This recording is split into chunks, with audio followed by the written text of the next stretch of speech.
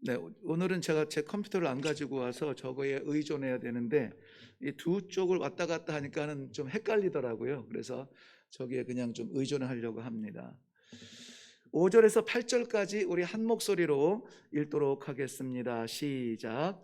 예수께서 이 12를 내보내시며 명하여 이르시되 이방인의 길로도 가지 말고 사마리아인의 고을에도 들어가지 말고 오히려 이스라엘 집에 잃어버린 양에게로 가라.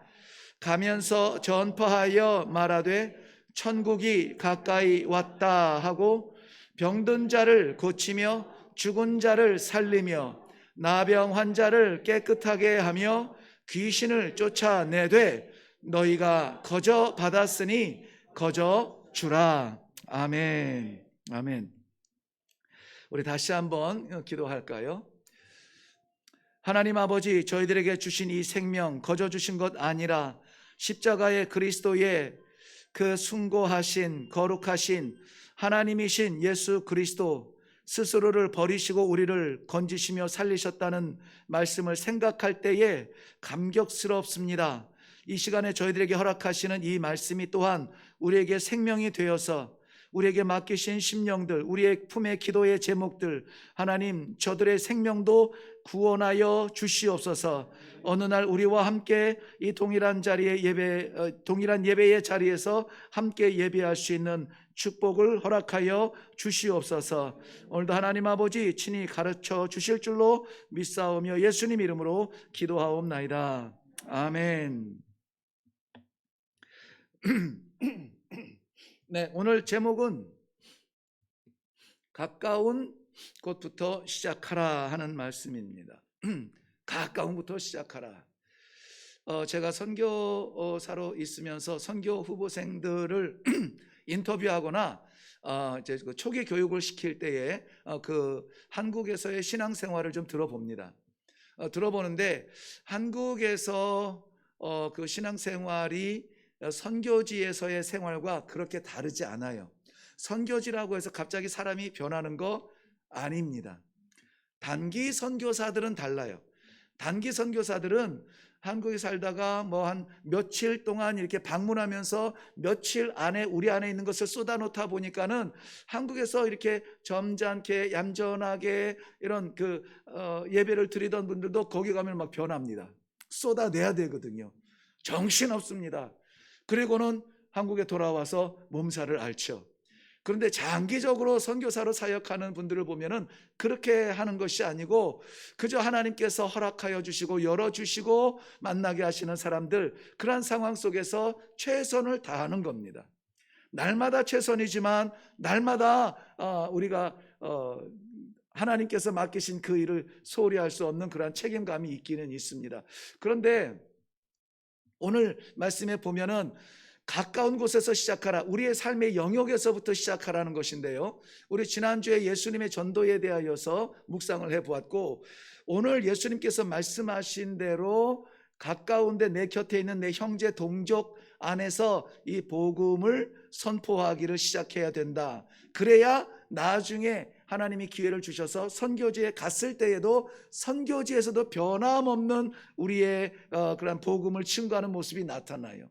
암송해가지고는 안 돼요. 훈련해가지고는 어렵습니다. 그래서 날마다의 삶 가운데 우리의 마인드가, 정신이 선교적 삶이라고 하는 이런 목적 의식을 가지고 살아갈 때 내가 왜 존재하는가, 내가 왜 만나는가, 내가 왜 나아가야 되는가, 하나님이 이것을 왜 내게 맡기셨는가, 내게 왜 건강을 주셨나, 내게 왜 친구를 맡기셨나, 내게 왜 가족을 맡기셨나, 내게 왜 물질을 맡기셨나에 대한 궁극적인 목적과 이유를 날마다 고민하면서 하나님의 뜻을 구하면서 나아가야 돼요. 그렇기 때문에 이러한 것들을 통하여서 우리가 점점점 밝아지고 점점점 깊이 들어가고 점점점 성숙해져가는 우리의 신앙을 볼 수가 있습니다. 하루아침에 변하기는 어려워요. 하나님께서 물론 작정하시면은 다메섹 도상에서 순간적으로 이 바울을 거꾸로 들이실 수도 있지만은, 그러나 저희 하나님께서 부르시는 백성들 이렇게 날마다 모여서 말씀 나누고 날마다 모여서 기도하는 이 과정 속에서 깊은 단단해지는 그러한 연단들이 생기게 됩니다. 그것을 우리가 마음에 새기면서 오늘도 1cm 더 단단하게 만들어주시는 하나님의 인도하심을 받으시기 바랍니다. 오늘은 그저 가까운 곳부터 라고 하는 것을 기억하시면 돼요. 가까운 곳부터. 전도란 무엇이냐, 방법은 어떻게 해야 되느냐, 뭐 이런 것이 아니라 가까운 데서부터 시작하는 거구나. 요거부터 마음에 새기고 시작을 하면 좋겠습니다.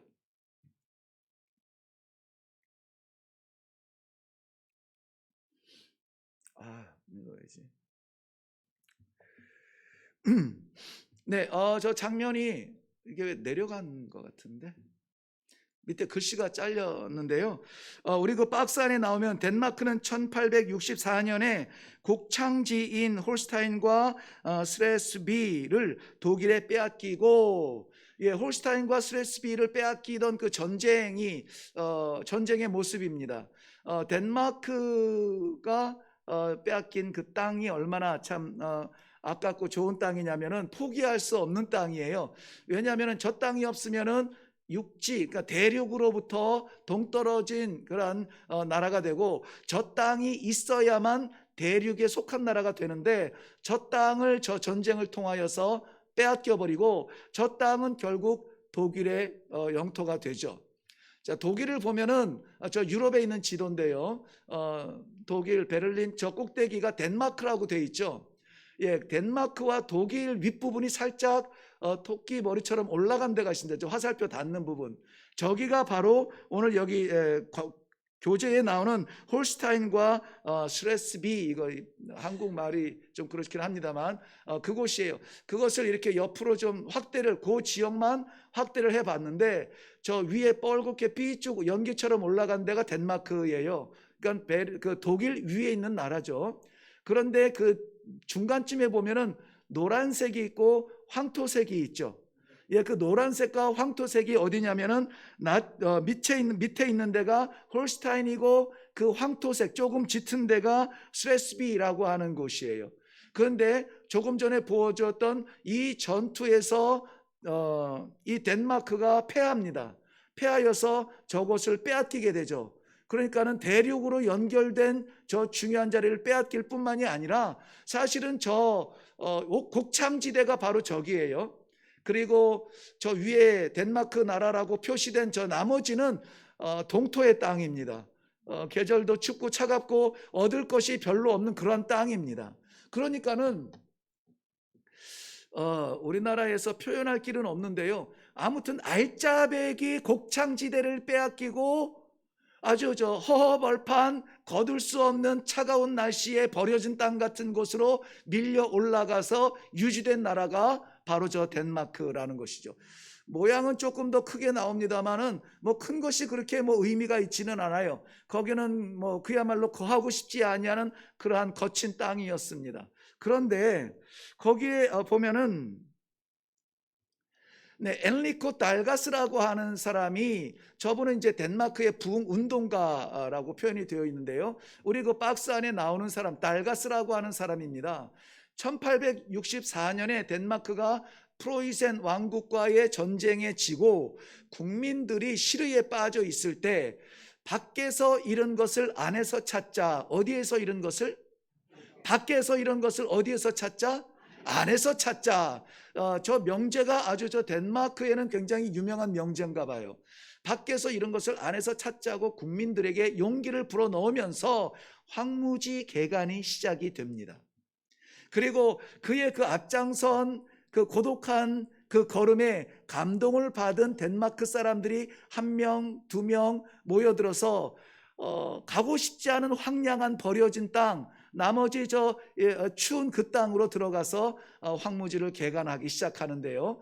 거기에 나무를 심게 되고 그 거친 국토가 푸른 빛으로 바뀌었고, 이로써 덴마크는 여러분 지금도 가고 싶은 나라고 살고 싶은 나라죠. 심지어는 유럽 사람들도 살고 싶어하는 나라가 덴마크라고 하는데요.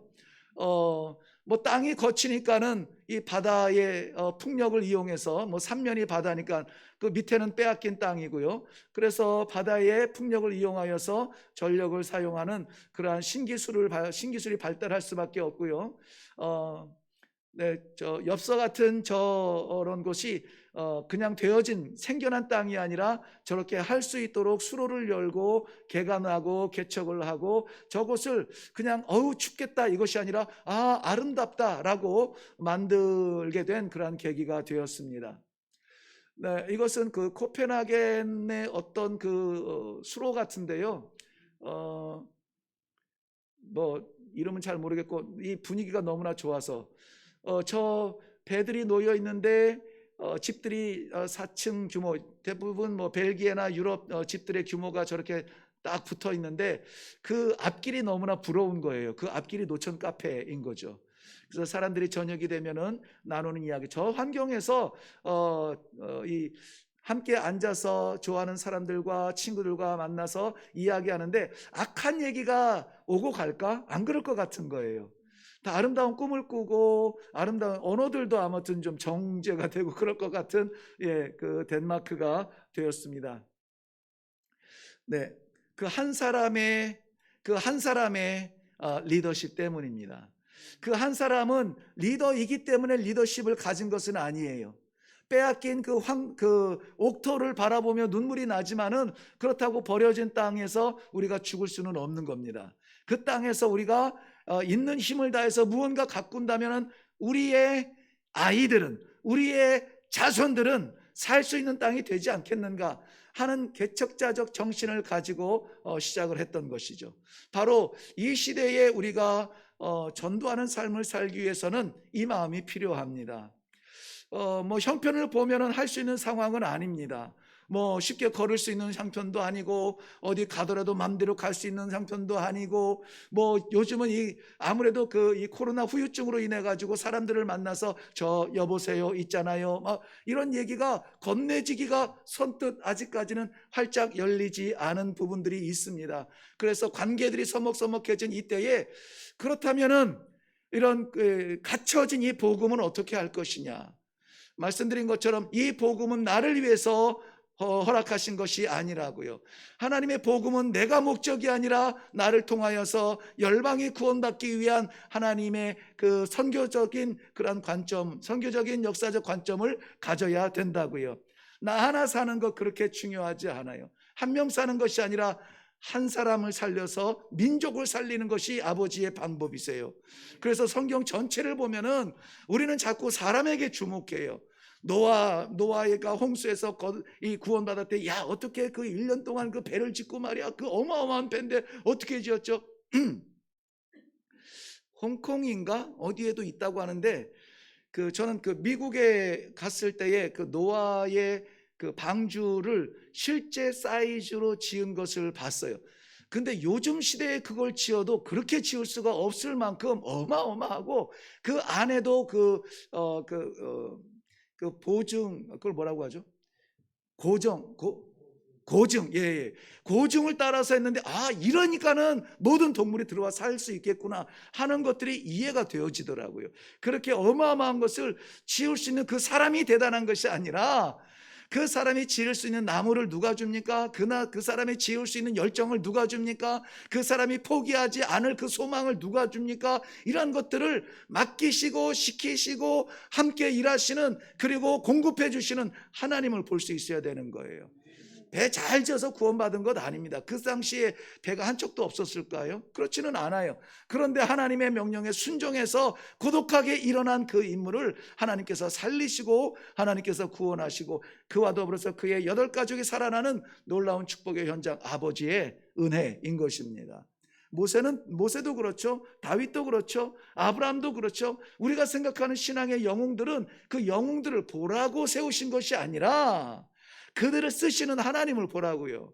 지금 이 시대에 하나님이 나를 구원하시고 내가 무엇이가 한데 나를 사랑하시고 나를 이렇게 목사 만들고 권사 만들고 집사 장로 만들고 성도로 불러주시고 이 수협에 올라와 기도할 수 있는 열정을 주시고, 이것이 나를 보라는 것이 아니라 나를 이렇게 붙드시고 포기하지 않으시는 하나님을 보자고요. 하나님을 보자고. 그래서 이 한 사람의 힘이 연약할 것 같지만 그를 쓰시는 하나님을 믿는다면은 하나님의 놀라운 계획은 반드시 일어날 줄로 믿습니다. 자, 전도를 가까운 곳부터 전파하라 이렇게 됐는데, 첫 번째는 소제목이 천국을 전파하라입니다. 한번 볼까요? 자, 우리 저기 내용을 누가 목소리가 낭낭하더라? 네, 우리 지난번 김승관 집사님, 네, 낭낭했죠? 예, 예, 예. 한번 읽어 주십시오. 천국을 전파하라, 전하라. 예수부터 제자들을 사모하시면서 하신 부탁은 천국이 가까이 가까웠다는 사실을 전파하는 것입니다. 천국은 장소적 의미 중 아니라 하나님의 주권이 미치는 곳이면 그것이 바로 천국이다. 하나님의 주권이란 하나님의 가장 중요한 권리를 말한다. 역대상 29장 11절. 네, 저기가 보이시는 분들은 좀 또박또박 읽으시고, 이 시력 때문에 안 보이시는 분들은 좀 들어주시고, 역대상 29장 11절 이렇게 기록됐습니다. 시작. 여호와여, 위대하심과 권능과 영광과 승리와 위엄이 다 주께 속하여 싸우니 천지에 있는 것이 다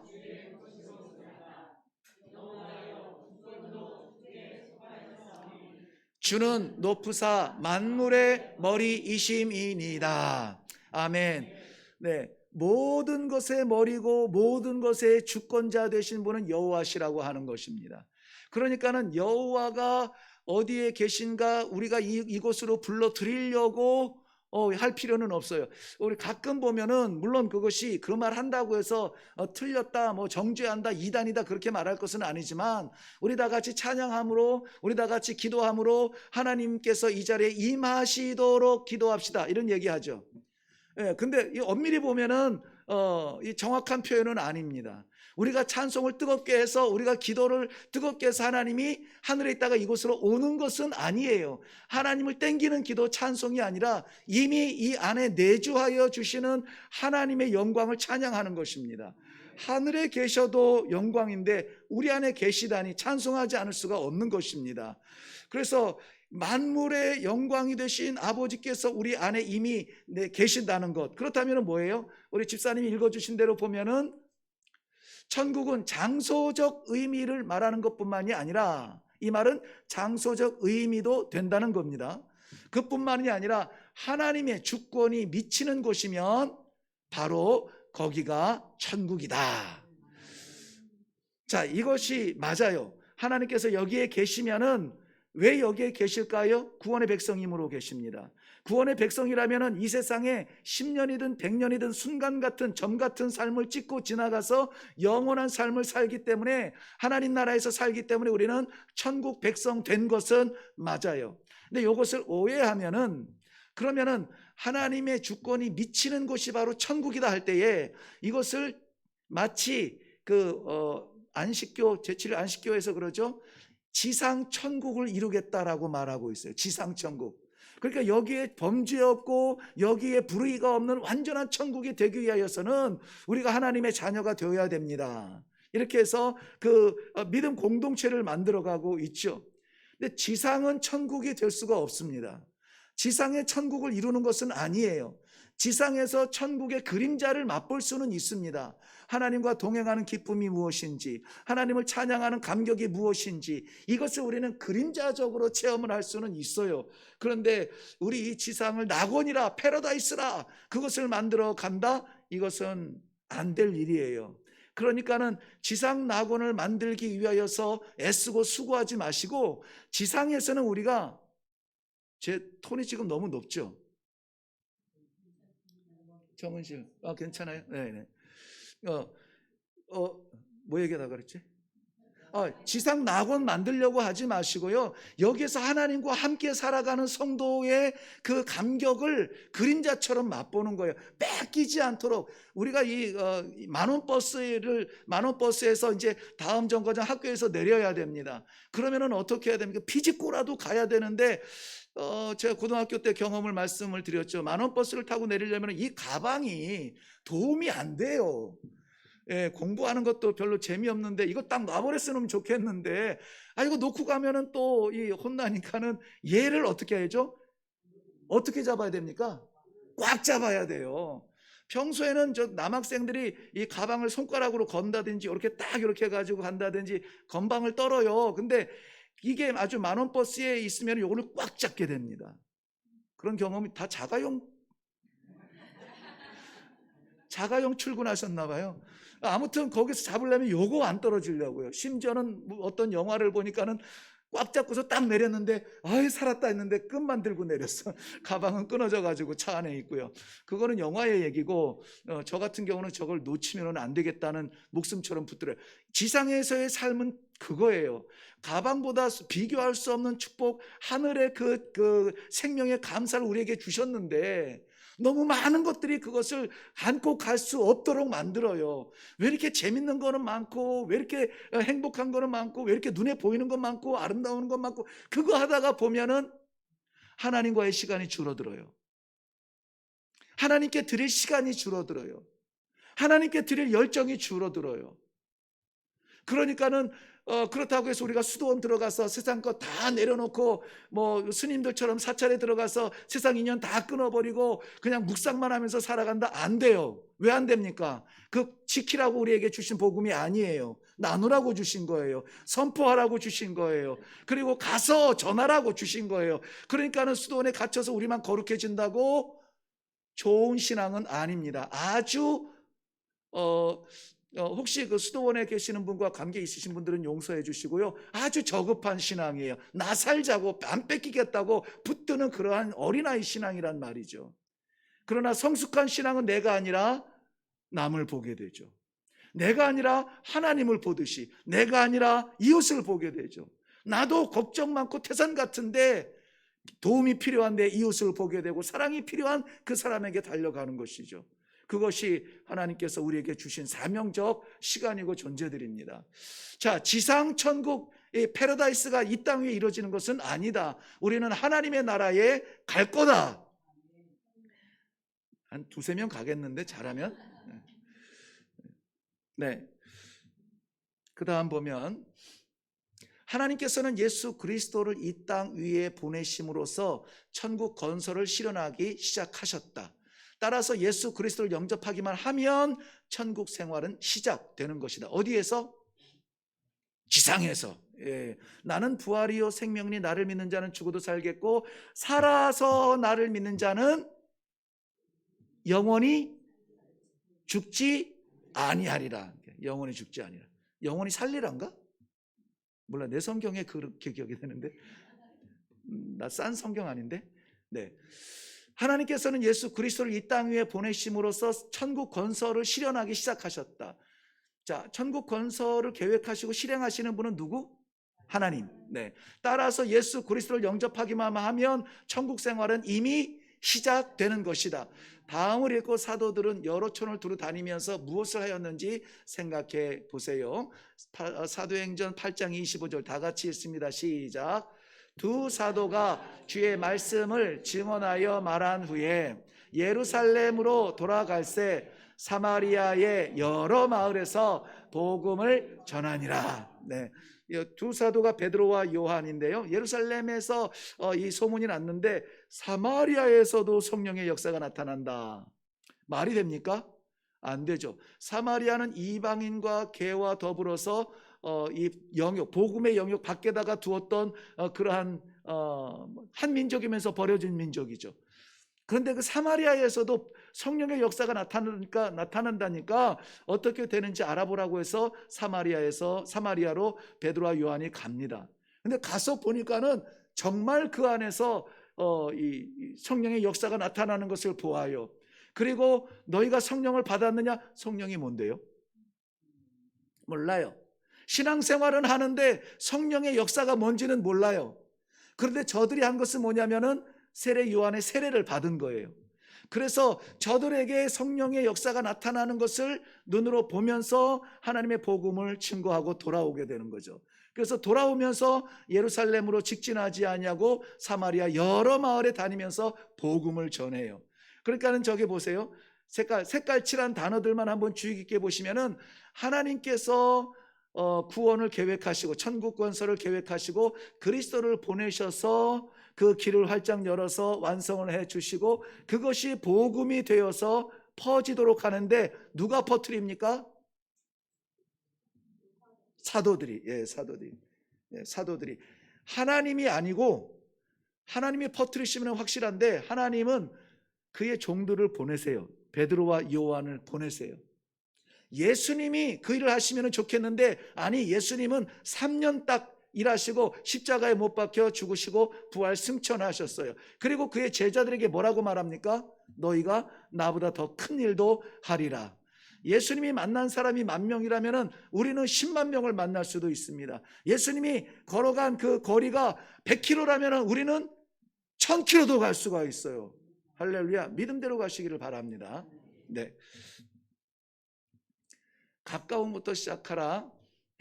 우리는 흔히 전도라고 하면 집을 떠나 먼 곳으로 가서 복음을 전하는 것으로 생각하기 쉬운데, 그래서 교회 여름 행사하면은 여름 전도 대회 해가지고 저 지방에 가고 섬에 가고 많이 하잖아요. 물론 귀한 일입니다만은 전도는 손이 닿기 쉬운 곳부터 시작해야 된다. 100%는 아니에요. 하나님께서 우리를 옮기시면은 가야 돼요. 아시죠? 네. 우리 빌립 집사님처럼 그 예루살렘에도 고쳐야 될 거 할 일이 많이 있는데 성령께서 그를 띄어서 옮기시면은 가야 되는 것입니다. 그러나 보편적으로는 있는 그 자리에서 복음이 되라는 거예요. 있는 그 자리에서 복음 되지 않으면은 말 안 통하는 선교지에 가서 복음이 될 수 없다. 하나님이 쓰시면 된다는 말은 정답이지만 아무튼 있는 그 자리에서 복음의 사람이 되어야 됩니다. 있는 데서는 형편없는 평가를 받고 아우 저 사람은 왜 저러나 입만 벌리면 뻥이야 막 이런 얘기를 듣는데 어느 날 갑자기 교회 갑시다. 그럼 어떻게 될까요? 뻥이지 이렇게 되는 거죠. 웃자고 한 얘기인데 아무도 또 공감을 안 하시네. 네, 그래서 있는 그 자리에서 복음이 되어야 돼요. 네, 복음이 되어야 됩니다. 제가 말씀 중에 나누었던가요? 하나님께서는 우리를 너희는 세상의 빛이라고 했지 너희는 세상의 등불이라 하지 않았습니다. 등불 10개 100개 놔도 아무 소용이 없어요. 장식하고 데코레이션은 되는데 그것의 효과를 보려면 어떻게 됩니까? 거기에서 불을 붙여서 빛이 나야 되는 것이죠. 우리 안에 복음이 있는 것 이 자체로서는 나 살리고 감사하고 영광스럽죠. 무슨 의미가 있을까요? 하나님께서 계획하신 것은 이게 아닌데 아무리 내가 감사하면 뭐합니까? 하나님의 뜻은 여기가 아닌데 하나님께서 이스라엘 백성들을 뭐로 세우셨냐면은 제사장 나라로 세웠어요. 그런데 저들은 뭐라고 생각했습니까? 우리는 선택된 백성이다. 그럼 우리는 거룩한 백성이다. 우리 이 민족 밖에 있는 저들은 이방인이다. 버림받은 자들이다. 하나님을 알지 못하는 자들이다. 취급하지 않았습니다. 상관하지 않았어요. 하나님의 뜻은 아니었는데 말이죠. 자, 보면은 전도는 손이 닿기 쉬운 것부터 시작해야 된다. 여기에서부터 우리가 빛을 드러내고 복음이 되어지고 할 때에 세상은 우리의 빛을 보고 하나님께 영광을 올리게 되는 것입니다. 주님도 예루살렘과 온 유대와 사마리아와 땅끝까지 이르러 내 증인이 되라고 말씀하셨을 때에 예루살렘, 온 유대, 사마리아, 땅끝 이것은 어떤 점진적인 순서로 전도할 것을 말씀하고 있는데요. 이것은 꼭 점진적 순서라기보다는 점진적 순서이면서 동시에 이루어져야 될 일을 다 말하고 있는 것입니다. 그런데 저기에서 중요한 것은 뭡니까? 일단 울타리를 뛰어넘었다는 것이죠. 예루살렘 거룩한 성 다윗성 예루살렘에서 이스라엘 온 지파로 넘어가는 것은 어렵지 않아요. 그런데 이스라엘에서 온 유대에서 사마리아로 넘어가는 것은 말씀드린 것처럼 엄청난 결단을 해야만 넘어가요. 성령이 아니면 넘어갈 수 없는 땅이에요. 그 민족들입니다. 그렇기 때문에 그것을 넘어가게 합니다. 사마리아를 넘어서 땅끝까지 이르러 증인이 되라고 말씀하신 것이죠. 자, 그 전도의 기술 중 하나는 우리 가족과 친지로부터 시작하여 점차로 먼 곳으로 나아가는 것이다. 예를 들면 불신 가정의 선교사. 네, 저희가 사역하던 선교지에 아주 제가 참 좋아하고 인정하고 존경하는 그런 선교사님이 계셨어요. 정말 열심히 하시는 분이에요. 가까이 잘 지냈는데, 그러면 우리가 선교사가 만났을 때에 나누는 이야기들이 하나님께서 우리들에게 주신 이 기회 속에서 얻어진 열매들, 사역들, 이런 것들을 막 나누면은 흥분되고 감사하고 영광 올리고, 야 정말 해볼만 하네요, 막 이런 것들이 나와야 되잖아요. 그런데 이상하게 선교사님 댁을 방문을 하면은 이렇게 막 이게 흥분이, 이 감격이 이렇게 막 폭발되기는 것이 아니라 왠지 주눅드는 이런 느낌이 들어요. 왜냐하면 일도 열심히 하죠, 뭐 사역도 많이 하죠, 현지인들도 좋아하죠, 다 좋은데 늘 어두워요. 왜 그러냐면은, 그게 어디서 왔나 얘기를 들어봤는데 교제를 하다 보니까 이것을 발견하게 됐어요. 부모님이 예수를 안 믿는 거예요. 그러니까 만날 때마다 이 얘기를 해요. 선교사님, 우리 부모님을 위해서 기도해 주십시오. 우리 부모님을 위해서 기도해 주십시오. 근데 부모님은 예수를 안 믿어요. 그런데 본인들은 부름을 받아서 선교지에 와서 다른 민족을 살리고 있어요. 그런데 정작 우리 아버지, 어머니, 그래 가까이라도 있으면은, 그 당시 뭐 전화도 잘 안 되는 때인데 뭐 전화도 자유롭게 할 수 없는 때고, 가까이라도 있으면은 좀 어떻게 해볼 텐데, 하나님의 선교사로서의 부르심은 너무나 분명하여서 여기서 사역은 하고 있어요. 근데 늘 마음에 꺼림칙하는 거예요. 집회를 해도 그렇고, 설교를 해도 그렇고, 기도를 해도 그렇고, 찬송을, 사람을 만나도 그렇고, 아이고 우리 부모님은 안 믿으시는데 나는 여기서 뭐 하고 있나, 이거. 그러니까 여러분, 제가 말씀드리고 싶은 것은 그 선교사님의 가정사를 들춰내는 것이 아니라, 우리 가운데에서, 우리 가정 가운데에서 이 하나님을 믿지 아니하는 사람 영혼이 있다면은 우리 자유롭게 나아가서 전도하는데 걸림돌이 된다고요. 걸림돌이요. 그래서 우리가 이 복음을 전하는 이 일이 가정부터 시작을 했으면 좋겠다라고 가이드를 해 주는 것입니다. 네, 다음을 읽고 70인들이 병자들을 고치고 무슨 말을 전하였는가를 생각해 보자. 누가복음 10장 9절 말씀. 거기 있는 병자들을 고쳤다네요. 또 말했다네요. 하나님의 나라가 너희에게 가까이 왔다 하라. 네. 거기에 있는, 뭐라고 썼어요? 저거 보여요? 네네. 누가복음 10장 9절 내용이 저건데, 거기에 있는이라고 하는 것은 8절이 배경이에요. 8절까지 올라가서 읽어보시는 것이 더 유익합니다. 그러니까 어디 먼 곳 가서 있는 것이 아니라, 병자들, 환자들이 있는 그 자리, 거기에서 이 치유를 하고 거기에서 복음을 전하는 그 자리, 거기에서 고칠 뿐만이 아니라 말하라. 육신의 병 고칠 뿐만 아니라 영혼의 질병까지 품고 기도하라는 것입니다. 육신의 것 채워주고 영혼의 것도 채워주라는 것입니다. 예수님께서도 병자들을 고치실 때, 그 육신 그 얼마 안 있으면 다 썩어질 건데, 그거는 그런 대로 살고 네 영혼이나 구원받아라, 그렇게 하지 않으셨어요. 안타까워하는 마음으로 병든 그 몸들, 더러워진 몸들, 구부러진 몸들, 이런 것들을 다 고쳐주시고 네 믿음이 너를 구원하였다라고 확신을 주시는 것입니다. 자, 전도하는 우리 성도들의 삶 가운데는 하나님만 신뢰하고 전하는 것 중요합니다. 전도 여행에는 물질이 많이 필요합니다. 그러나 지나친 물질 의존은 상대적으로 하나님만을 의지하는 믿음을 약화시킬 위험이 있다. 다분히 있습니다. 다분히 있어요. 저희 선교지는 아프리카인데다가 또 아프리카에서도 이제 좀 안으로 들어가 있기 때문에 외부 사람들이 그렇게 20년 동안 뭐 이렇게 오는 경우가 많지는 않았어요. 네, 아주 드물게 오셨는데, 게다가 방문이 아니라 단기 선교로 오는 팀을 저희들이 이제 받게 되었는데 아주 감격스러웠죠. 여기까지 와서 단기 선교를 한다고, 자기의 휴가를 포기하고 와서 복음을 전하고 간다고. 그런데 딱 오는 걸 보니까는 뭐 모자 챙 이따시만한 거에다가 선글라스에다가, 아니 선글라스 끼는 거 잘못이 아니에요. 여러분 선글라스 끼고 다니세요. 눈부시니까. 선글라스에다가 막 이 팔 이거 뭐예요?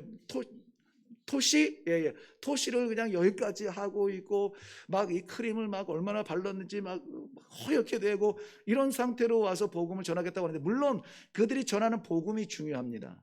그런데 그것은 내가 하는 일이고 나한테 있어서 중요한 거고, 복음이라고 하는 것은 내가 아니라 남이라잖아요. 그러니까 다른 사람, 이 복음을 받는 사람 먼저 생각해야죠.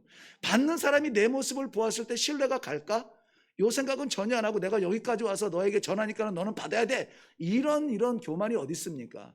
겸손하게 그들과 다름없이 곁으로 다가서는 그러한 그 이웃처럼 다가가도 얼굴 색깔이 달라가지고 이상하게 볼터인데, 완전히 무장하고 치장하고 가리고 다 해가지고 아프리카 땡볕 받으면은 뭐 잘못될까봐 그런지 모르겠지만은 막 그렇게 해가지고 복음을 가서 전한다고 당위 선교하는 것이 아니라, 거기서 평생 사역하는 사람들도 많잖아요.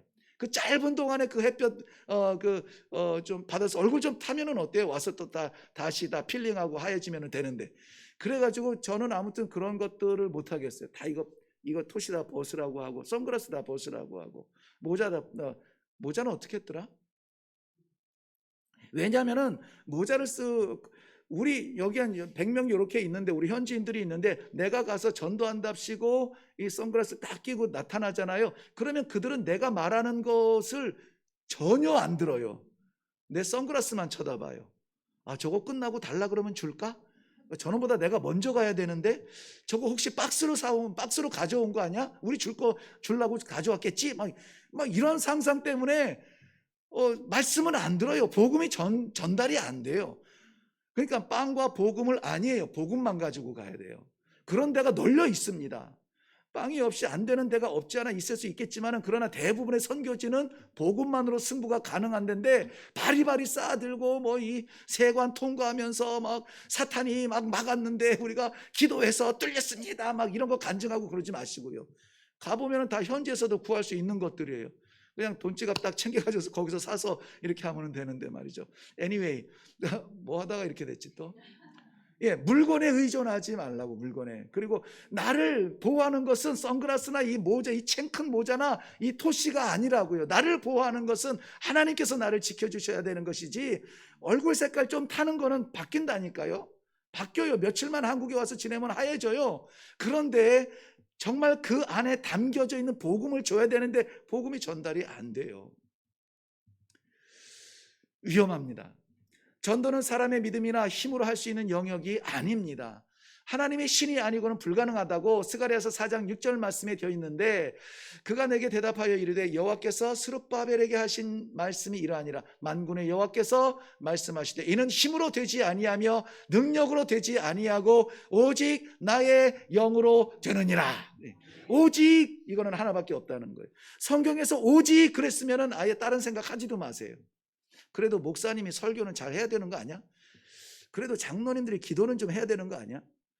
그래도 교회가 좀 뭐가 갖춰져야 되는 거 아니야? 이런 거 생각하지 마세요. 오직 하나예요.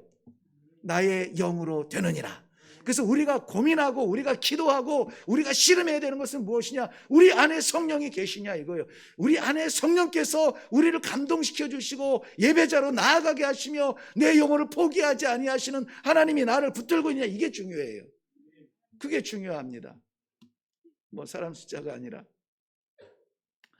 하나님만 신뢰하고 전하라. 성경에는 먼저 그의 나라와 그의 의를 구하는 자에게 이 모든 것을 더하리라고 약속하고 있습니다.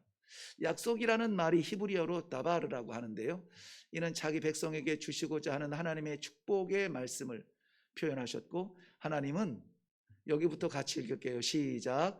자기 백성들에게 죄의 권세로부터 구원하시겠다고 약속하셨다. 네, 이것이 하나님의 약속이에요.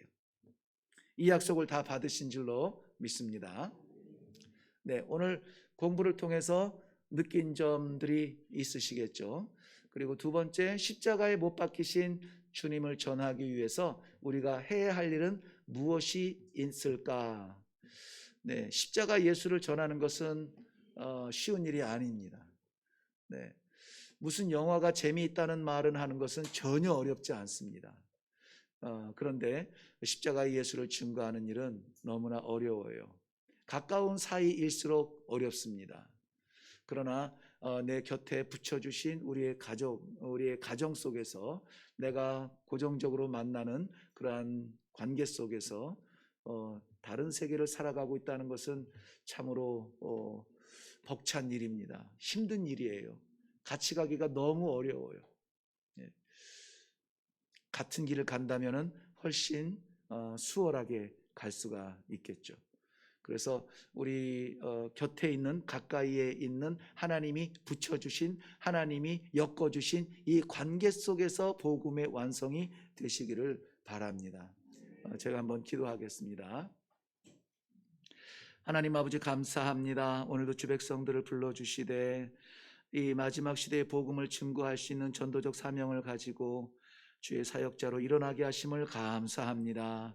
우리가 받은 것 구원이며 우리가 받은 것 영원한 생명이며 하나님의 영원한 축복이며 하나님의 사랑이며 이러한 것들을 받는 것으로 만족하지 아니하고 이것이 트여져서 우리를 통하여서 10사람, 100사람, 1000사람 민족이 하나님의 사랑과 구원을 받는 일을 이루어낼 수 있도록 하나님 도와주시옵소서.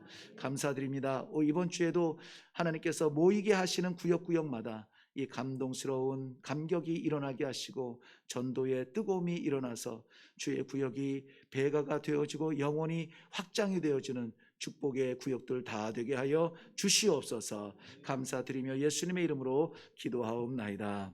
아멘. 네, 우리 이번에